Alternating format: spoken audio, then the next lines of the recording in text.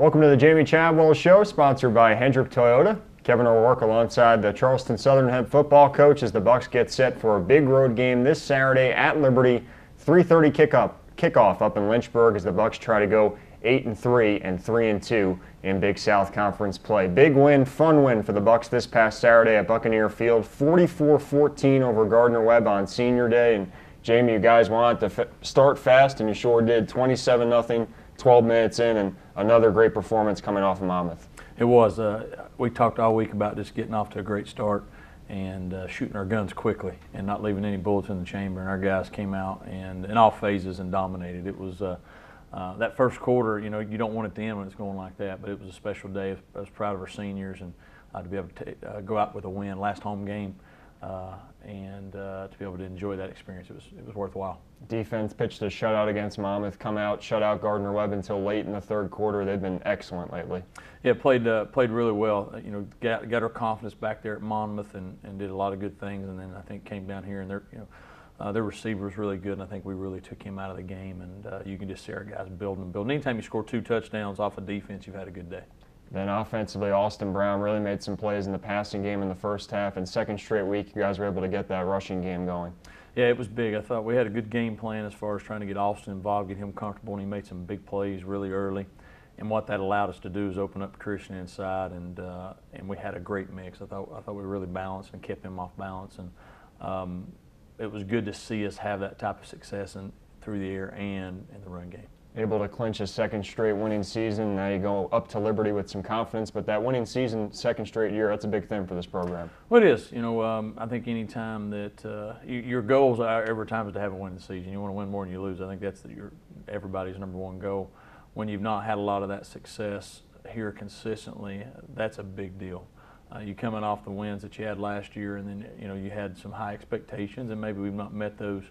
But to still be able to come out and secure that win this season, I think speaks volumes for the foundation that the program's on and the direction it's headed, but it speaks a lot about the young people in the program, the seniors especially, and the character they've displayed to fight through the adversity. No shortage of highlights from this past Saturday's game against Gardner-Webb as we take a look at some of them. In the first half, Senior Day, final home game for 15 seniors that have done a lot to turn around this program over the last 2 years, and Darius Hammond continues, seems like almost every week, has a big kick return for you guys. It was. You know, Gardner-Webb chose to put us on offense first, trying to play the field position game. We get the ball out to the 45-yard line, which was a great return. We got great momentum, and our offense was ready to go out there and execute. So we start out with a nice play on first down, getting Nathan Prater involved with our tight end, so we get inside the 50 there, so we're moving the ball, and then we let Christian get us a nice run going starting out. We get a penalty here, which we shouldn't have, but we're still in good field position. And then you see Austin get involved here with a nice little run. We get good blocking on the perimeter. Now we're in the red zone, and great start for us. Now we want to try to take advantage of it. We've struggled down here, and we do a little speed sweep to Ben, and Ben makes a nice move there. And then you see his speed to get himself in the end zone, and great start for us. 27-yard touchdown for Ben Robinson. Bucs did not score an offensive touchdown in a loss last year to Gardner-Webb. Much different on Saturday, and Troy McGowan's second interception on as many weeks on their first play from scrimmage. Yeah, huge play for us. So, we wanted to challenge them. Troy got up in the face there and made a great play on the interception, and we needed to go answer it. And we get a great play from Austin and Nathan again here on the first play to get us down inside the 5-yard line to set us up for a chance to jump out on these guys early. 39-yard pass to Nathan Prater, who had the catch on the opening play from scrimmage, and Christian Reyes into the end zone untouched. Second 100-yard rushing day of the season. You guys were off and running from the start like you wanted. Yeah, we talked about getting out early, putting the pressure on them. Because of the game last year, it was a defensive struggle for a while, and we wanted to make sure that we put some points on the board to allow our defense to go out there and do what they're capable of doing. James Smith, it was a big day for him, more ways than one. Tackle for loss there, runs Lucas Beatty out of bounds. Gardner-Webb able to pick up a first down here, but the Bucs get a touchdown defensively. Gabe Middlebrook has had a big year for you with the hit, and Dylan Black the interception. Yeah, just at the right place at the right time. Gabe has had a tremendous year, and Dylan as well.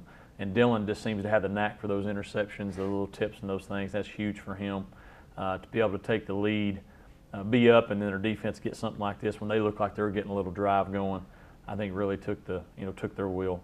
So Bucs up 20-0, just 5.5 minutes in. Second touchdown of Dylan Black's career. That's pretty good for a defensive player. Really good, yeah. He's as good as he's got some more than other players play offense. So he's done a good job. We had a chance to get a pick right here, just miss it, but our defense goes out and starts doing some other good things, getting after them and giving us some different looks because they put a new quarterback in and try to get a start, and they get a decent drive going. We miss some tackles here and they get a nice little run, and so we've got to try to bow up here and make some plays.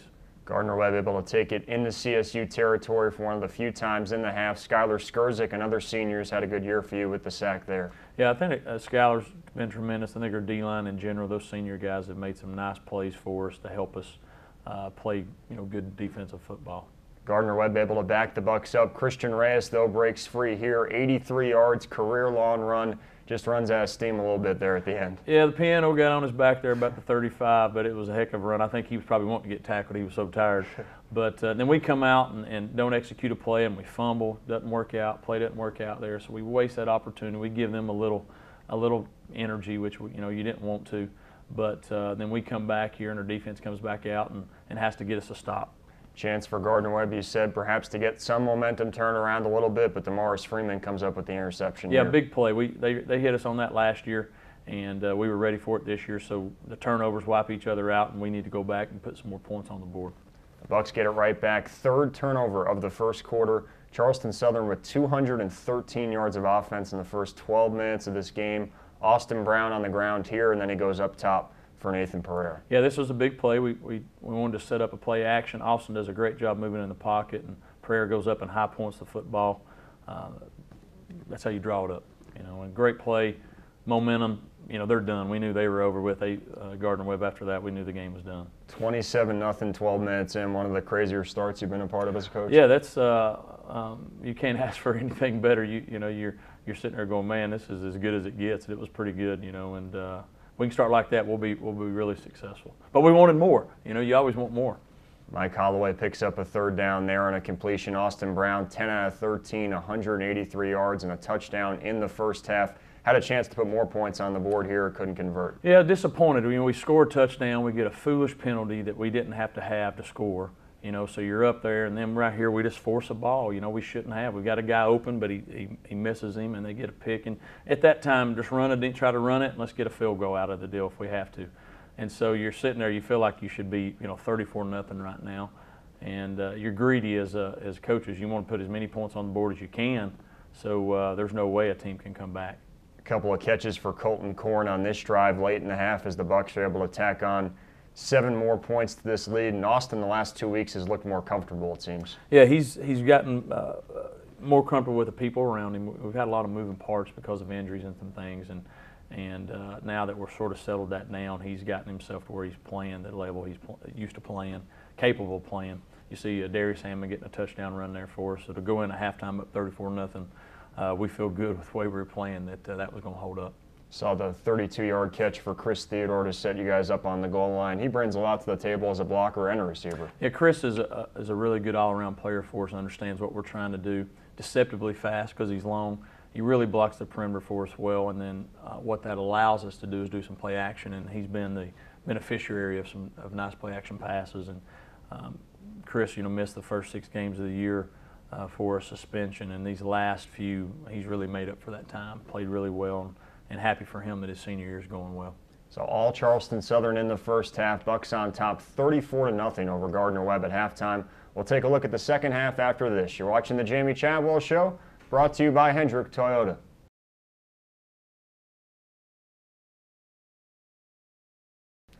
Welcome back to the Jamey Chadwell Show as we take a look at some second half highlights from the Bucs' 44-14 win over Gardner-Webb this past Saturday. CSU on top 34-0 at halftime as we take a look at some of those highlights from the second half of your senior day game, and you guys controlled the first half thoroughly. What was the message at halftime? Well, you wanted to keep the pedal down. You don't want to relax. You never want a team to feel like they've arrived.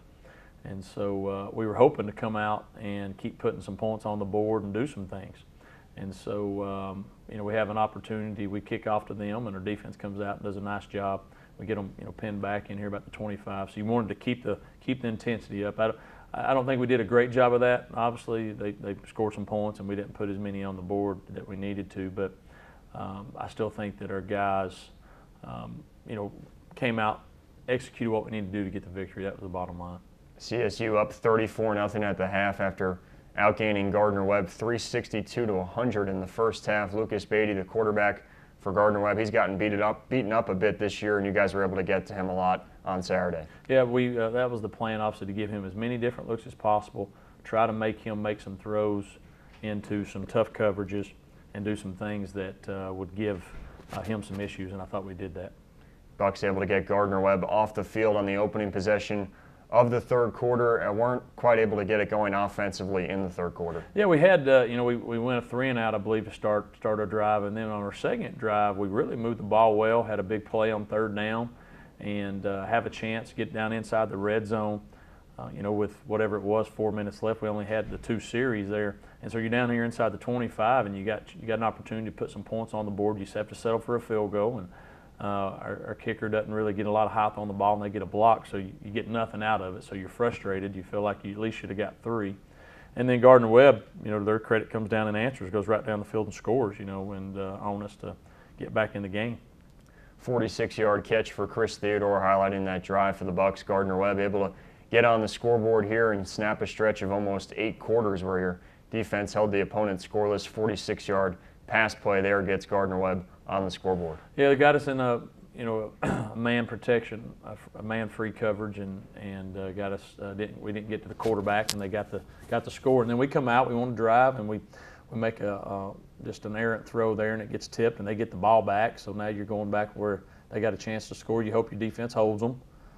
Fortunately for us, he's out of bounds here, but then they get us again here on a little play where we miss a tackle and they run it in. So now now they've got a little bit of momentum right before the end of the third quarter. Now they're down 20 points, so we've got to try to come back and make some plays. And we start driving, we get a decent drive, and then we get a penalty. Puts us back a big, huge penalty, 15-yarder. So now you're back second down and like 25. So we have to try to make that up, and can't do that. Get close, but don't do it. So now you have to punt it back to them. And Gardner-Webb, as you say, gets the ball back eventually here. Still down 20, you feel good in the fourth, but it's a spot where if they make a play, it makes it a football game, and your defense comes up with a big stop. Yeah, you're up. You're up 3 touchdowns still, so with 13 minutes, but anything can happen. So you're not resting easy by any means, and so we needed to get them off the field, and then we stop them on 2 short yardage here on 3rd and 4th down, which was a big play right here that they don't get the 4th. So now, what we want to do. As an offense, obviously we want to take advantage of the field position and go score, but at worst, we want to eat the clock, milk it down to make it where there's no way they got a chance to come back. And so we put a nice drive together here, make some good plays, get it down inside the 15-yard line here. As you see, Mike Holloway making a nice little run and have a chance to, we wanted to score, but we really ate the clock. I think this drive, even though it was about 25 or 30 yards total, we ate 5 minutes off the clock, so you knew then that the game was out of reach because they didn't have the capability of scoring that quickly. Season high 163 yards for Christian Reyes. He pounds the Bucs in the field goal range here, and David Kennedy, good from 29, puts you up 23, and your defense once again shuts down Gardner-Webb here in the fourth quarter. Yeah, great kick by David. That's what we needed to do on the first one there, and then now we get a chance to put our defense back out there. We've got a little bit more lead. We're up 23 points, and so now the clock's against them. And then we get a tip ball here, and Davion Anderson does a great job of finding it and taking it in the end zone and scoring. Another huge play for us and for him. He's had a great year as a freshman. Really going to be we think, a really good player for us. And that puts the icing on the cake. 55-yard pick 6 for the freshman safety. Davion Anderson, 44-14 final in your favor. Final home game for 15 seniors, and obviously not the last game of the season, still 2 more and a big one this Saturday at Liberty. But what'd you talk to them about after the game? Well, just enjoy the time, that we still, this was a great game and a great win, but this is not the end of the season. We still got obviously 2 games and one in conference that matters. The one in the conference is a big game, and they'll reflect back on this with great memories, but remember how we did it, and we got to carry that on with us to the next week. CSU at Liberty this Saturday up in Lynchburg, 3:30 kickoff, in a game you can watch on MyTV Charleston. We'll talk about that game after this. You're watching the Jamey Chadwell Show, brought to you by Hendrick Toyota.